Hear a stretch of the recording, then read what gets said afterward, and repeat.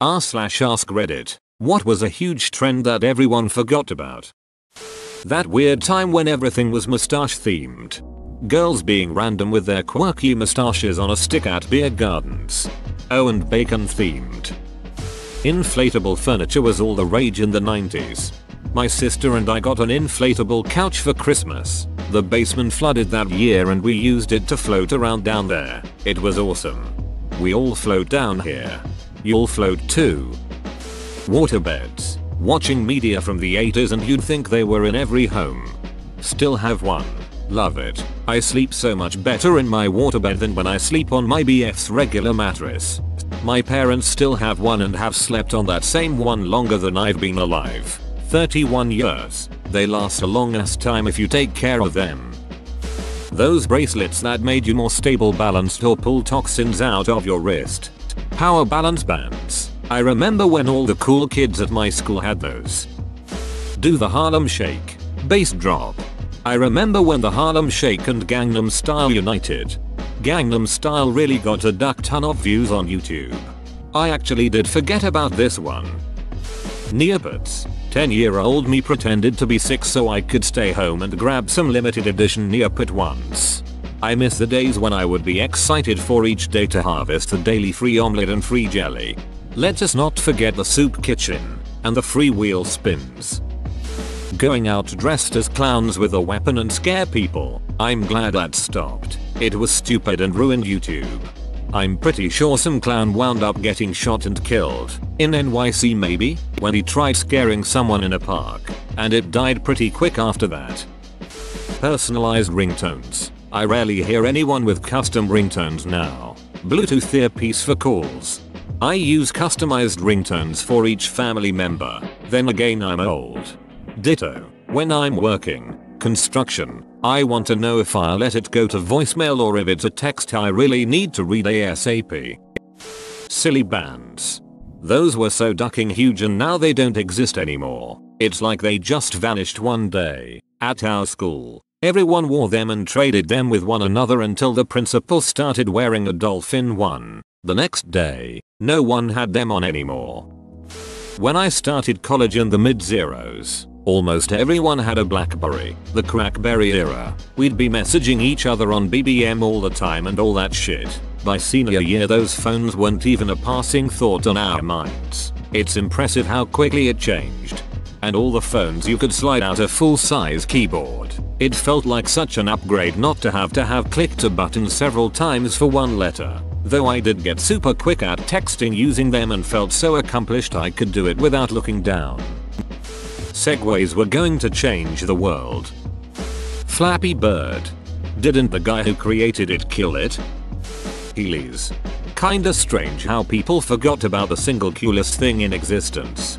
You have to be careful with them around girls. You don't want a hydroplane. Rainbow Loom.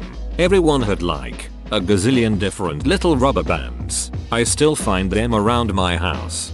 Oh god. I worked at Michael's when these first hit the market and people went bananas. They were super strict about how many each store could get when they could be on the floor, never using coupons on them. And naturally by the time supply caught up with demand the trend was dying and we couldn't get rid of them. Tramp stamps. If you were around 18 between 1998 to 2004, source, graduated high school in 2001, and have a butterfly on my lower back. The Germans call them Arschdewey or ass antlers, which is the most fitting name ever. Gaming websites in general. Barbie.com, Pocket, Missing, Cool Math Games, Pop Tropica, Webkins, Startles, Jelga Games, although I'm pretty sure that last one gamed my computer viruses. I don't have any kids and my little sister is 14 so maybe it's just that I'm not around it, but I feel like kids don't play gaming websites anymore. There are too many easily accessible F2P games now. Flash games were absolutely essential growing up though. Being older, I'm gonna go with Cabbage Patch Kids. I remember seeing moms about to brawl with each other over those damn things. Remember, each doll was different so it wasn't just grabbing one off the shelf and being satisfied that you got one. People wanted to pick through every one on the shelf and find the one they liked the best. If two women saw the same one at the same time, Oh boy, here we go. Yep, my sister had some Cabbage Patch dolls. I remember they had Xavier Roberts stenciled on their butt cheeks. What about Pound Puppies? Or Popples? LOL. Hyper collar shirts. The ones that change color when you wear them. You weren't anyone unless you had one. Now no one remembers. Oh, I remember. They made socks too, and guys used to try to grab boobs so their handprints would show up on the shirts. Fingerboards. I still have my tech deck. I had a whole park when I was little. I was all about it.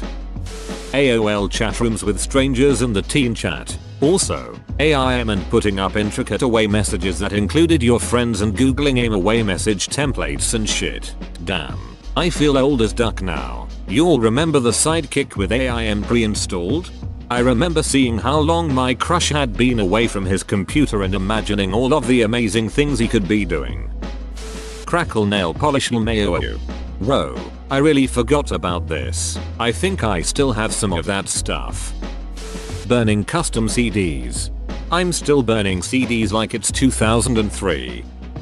The California Raisins were freaking huge for about a year, like 1988 or 1989. I heard it through the grapevine, as performed by the Raisins, was on the radio. And Hoodies did a promotional thing with their kids meals where you got these cool little figurines of the members playing their respective instruments. I had quite a few of them.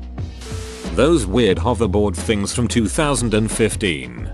My kids still love their hoverboards and so do their friends. I occasionally see them on the campus I work at too, although electric scooters have become more normal. The Ice Bucket Challenge.